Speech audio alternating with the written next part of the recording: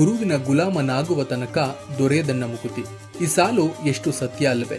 ಭಾರತದಲ್ಲಿ ಹಲವು ಸಾಂಪ್ರದಾಯಿಕ ದಿನಗಳನ್ನ ಆಚರಿಸುತ್ತಾರೆ. ಅದರಲ್ಲಿ ಗುರುಪೂರ್ಣಿಮಾ ದಿನವೂ ಒಂದು.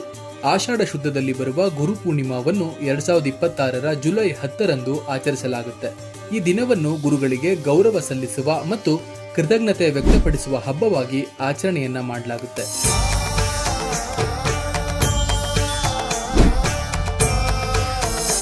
ಹಿಂದೂ ಪಂಚಾಂಗದ ಪ್ರಕಾರ ಆಷಾಢ ಮಾಸದ ಹುಣ್ಣಿಮೆಯನ್ನು ಹಿಂದೂಗಳು ಸಾಂಪ್ರದಾಯಿಕವಾಗಿ ಗುರುಪೂರ್ಣಿಮಾ ದಿನವೆಂದು ಆಚರಿಸುತ್ತಾರೆ. ಈ ದಿನದಂದು ಬೌದ್ಧರು ಸಹ ತಮ್ಮ ಗುರುಗಳಿಗೆ ಪೂಜೆಯನ್ನು ಸಲ್ಲಿಸುತ್ತಾರೆ. ಗುರುಗಳಾದ ವೇದವ್ಯಾಸರ ಜನ್ಮದಿನ ಮತ್ತು ಅವರು ಬ್ರಹ್ಮ ಸೂತ್ರಗಳನ್ನು ಬರೆಯಲು ಪ್ರಾರಂಭಿಸಿದ ದಿನವೆಂದು ನಂಬಲಾಗಿದೆ. ಈ ದಿನ ಜನರು ತಮ್ಮ ಗುರುಗಳಿಗೆ ಗೌರವ ಸಲ್ಲಿಸುತ್ತಾರೆ ಮತ್ತು ಅವರ ಮಾರ್ಗದರ್ಶನಕ್ಕಾಗಿ ಕೃತಜ್ಞರಾಗಿರುತ್ತಾರೆ. ಇದು ಶಿಷ್ಯರು ಮತ್ತು ಗುರುಗಳ ಸಂಬಂಧವನ್ನು ಆಚರಿಸುವ ಒಂದು ಪ್ರಮುಖ ಹಬ್ಬವಾಗಿದೆ.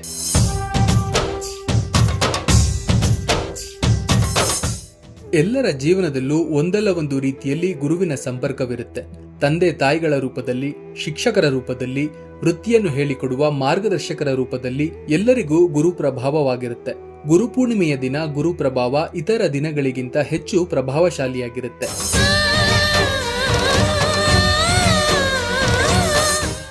ಗುರು ಅನ್ನುವ ಶಬ್ದ ಗು ಮತ್ತು ರು ಅನ್ನುವ ಮೂಲ ಪದಗಳನ್ನು ಹೊಂದಿದೆ. ಸಂಸ್ಕೃತ ಭಾಷೆಯಲ್ಲಿ ಗು ಅಂದರೆ ಅಂಧಕಾರ ಅಥವಾ ಅಜ್ಞಾನ ಎಂದು, ರು ಅಂದರೆ ದೂರ ಮಾಡುವ ಎಂದರ್ಥ. ಅದಕ್ಕೆ ಗುರು ಎಂದರೆ ಅಂಧಕಾರ ಅಥವಾ ಅಜ್ಞಾನವನ್ನು ದೂರ ಮಾಡುವವರು ಎಂದು. ಇನ್ನು ಗುರುಪೂರ್ಣಿಮೆಯ ಆಚರಣೆಯ ಬಗ್ಗೆ ತಿಳಿಯೋದಾದರೆ, ಬಹುತೇಕರು ಗುರುಗಳನ್ನು ತಮ್ಮ ಜೀವನದ ಅವಿಭಾಜ್ಯ ಅಂಗವೆಂದು ಪರಿಗಣಿಸುತ್ತಾರೆ. ಇನ್ನು ಗುರುಪೂರ್ಣಿಮೆಗೆ ಧಾರ್ಮಿಕ ಪ್ರಾಮುಖ್ಯತೆಯ ಜೊತೆಗೆ ಶೈಕ್ಷಣಿಕ ಮಹತ್ವವೂ ಇದೆ. ಈ ದಿನ ಹಲವರು ತಮ್ಮ ಶಿಕ್ಷಕರಿಗೆ ಕೃತಜ್ಞತೆ ಸಲ್ಲಿಸುವ ಮೂಲಕ, ವಿದ್ವಾಂಸರನ್ನು ಸ್ಮರಿಸುವ ಮೂಲಕ ಆಚರಣೆಯನ್ನ ಮಾಡ್ತಾರೆ. ಹಾಗೆಯೇ ಈ ದಿನ ಗುರುಗಳನ್ನು ಅಂದ್ರೆ ಶಿಕ್ಷಕರನ್ನು ಮತ್ತು ಮಾರ್ಗದರ್ಶಕರನ್ನು ಗೌರವಿಸಲಾಗುತ್ತೆ. ಇದು ಹಿಂದೂ ಧರ್ಮದಲ್ಲಿ ಬಹಳ ಮುಖ್ಯವಾದ ದಿನವಾಗಿದೆ. ಗುರುಪೂರ್ಣಿಮೆಯು ಜ್ಞಾನ ಮತ್ತು ಅರಿವಿನ ಸಂಕೇತ. ಈ ದಿನದಂದು ಗುರುಗಳು ತಮ್ಮ ಶಿಷ್ಯರಿಗೆ ಜ್ಞಾನವನ್ನು ದಾನ ಮಾಡ್ತಾರೆ ಮತ್ತು ಶಿಷ್ಯರು ಅದನ್ನ ಭಕ್ತಿ ಭಾವದಿಂದ ಸ್ವೀಕರಿಸುತ್ತಾರೆ ಎನ್ನುವ ನಂಬಿಕೆ ಕೂಡ ಇದೆ.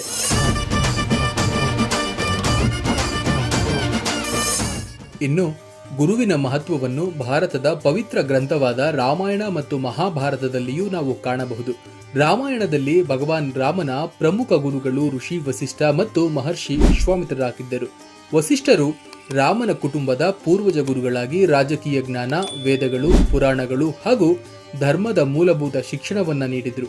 ಅವರು ರಾಮನ ಸಾಮ್ರಾಜ್ಯ ನಿರ್ವಹಣೆಯ ತತ್ವಗಳು ಮತ್ತು ಧರ್ಮಪಾಲನೆ ಕುರಿತು ಉತ್ಕೃಷ್ಟ ಬೋಧನೆಯನ್ನ ಮಾಡಿದ್ರು. ಇದಕ್ಕೂ ಹೊರತಾಗಿ ಮಹರ್ಷಿ ವಿಶ್ವಾಮಿತ್ರರು ರಾಮನಿಗೆ ಯುದ್ಧ ಕೌಶಲ್ಯ, ಧನುರ್ವಿದ್ಯೆ, ಬಿಲ್ಲು ಬಾಣಕಲೆ ಮತ್ತು ದಿವ್ಯಾಸ್ತ್ರಗಳ ಬಳಕೆ ಸಂಬಂಧಿಸಿದಂತೆ ತರಬೇತಿ ನೀಡಿದರು. ರಾಮನ ಶಕ್ತಿಯ ಪ್ರಬಲತೆಯ ಹಿಂದೆ ವಿಶ್ವಾಮಿತ್ರರ ಮಾರ್ಗದರ್ಶನ ಪ್ರಮುಖ ಪಾತ್ರ ನಿರ್ವಹಿಸಿತ್ತು.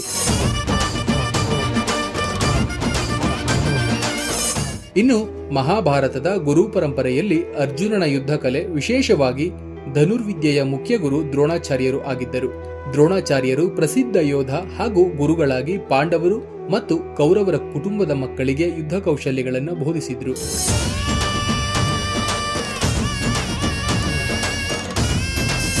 ಇದಲ್ಲದೆ ಅರ್ಜುನನಿಗೆ ಜೀವನದ ಬುದ್ಧಿವಂತಿಕೆಯ ಪಾಠಗಳು ಭೀಷ್ಮ ಪಿತಾಮಹರಿಂದಲೂ ದೊರೆತಿದ್ದವು ಮತ್ತು ಯುದ್ಧ ಭೂಮಿಯಲ್ಲಿ, ವಿಶೇಷವಾಗಿ ಭಗವದ್ಗೀತೆಯ ಉಪದೇಶ ಸಮಯದಲ್ಲಿ ಶ್ರೀಕೃಷ್ಣನು ಅರ್ಜುನನಿಗೆ ಮಾರ್ಗದರ್ಶಕರಾಗಿದ್ದರು.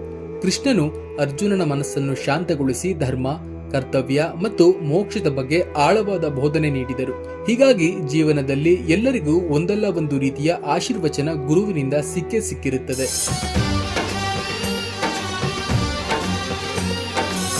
ಇನ್ನು ಮಹಾಭಾರತದಲ್ಲಿ ಏಕಲವ್ಯನನ್ನು ದ್ರೋಣಾಚಾರ್ಯರು ಶಿಷ್ಯನಾಗಿ ಸ್ವೀಕರಿಸುವುದಿಲ್ಲ. ಇದರಿಂದ ಒಂದು ಮಣ್ಣಿನ ಮೂರ್ತಿಯನ್ನು ಏಕಲವ್ಯ ನಿರ್ಮಿಸಿ ಅದಕ್ಕೆ ಗುರುವಿನ ಸ್ಥಾನ ಕೊಟ್ಟು ವಿದ್ಯಾಭ್ಯಾಸವನ್ನು ಮಾಡುತ್ತಾನೆ. ಹೀಗೆ ಗುರು ಪರಂಪರೆ ನಾನಾ ರೀತಿಯಲ್ಲಿ ಹರಿದು ಬಂದಿದೆ.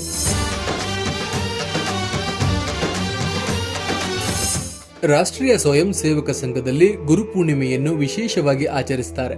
ಇಲ್ಲಿ ಧ್ವಜವನ್ನೇ ಗುರುವಾಗಿ ಸ್ವೀಕರಿಸಿ ಧ್ವಜಕ್ಕೆ ನಮಿಸುತ್ತಾರೆ. ಈ ದಿನದಂದು ತಮ್ಮ ತಮ್ಮ ಕೈಲಾದಷ್ಟು ಹಣವನ್ನು RSSನ ಸ್ವಯಂ ಸೇವಕರು ದಾನದ ರೂಪದಲ್ಲಿ ನೀಡುತ್ತಾರೆ. ಅದನ್ನ ಅಗತ್ಯವಿರುವ ಕಡೆ ಸಂಘ ಉಪಯೋಗಿಸಿಕೊಳ್ಳುತ್ತದೆ. ಹೀಗೆ RSSನಲ್ಲಿ ಗುರು ಪೂರ್ಣಿಮೆಯನ್ನ ಆಚರಣೆ ಮಾಡಲಾಗುತ್ತೆ.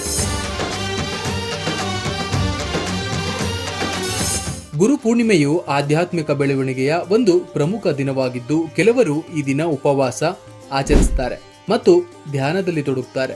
ಕೆಲವು ಮಠಗಳಲ್ಲಿ ಮತ್ತು ಆಶ್ರಮಗಳಲ್ಲಿ ವಿಶೇಷ ಪೂಜೆಗಳು ಮತ್ತು ಕಾರ್ಯಕ್ರಮಗಳನ್ನು ಆಯೋಜನೆ ಮಾಡಲಾಗುತ್ತೆ. ಹೀಗೆ ಗುರುಪೂರ್ಣಿಮಾ ದಿನವು ಭಾರತದಲ್ಲಿ ಅತಿ ಪ್ರಮುಖವಾಗಿದ್ದು, ಎಲ್ಲರೂ ಗುರುಗಳ ಮಹತ್ವವನ್ನು ತಿಳಿದು ನಡೆಯಬೇಕು ಎಂಬ ತತ್ವವನ್ನು ಸಾರುತ್ತೆ. ಇದಾಗಿತ್ತು ಈ ಹೊತ್ತಿನ ಸುದ್ದಿ. ನೋಡ್ತಾ ಇರಿ ಇನ್ಸೈಡ್ ರಶ್ ನ್ಯೂಸ್. ನಮಸ್ಕಾರ.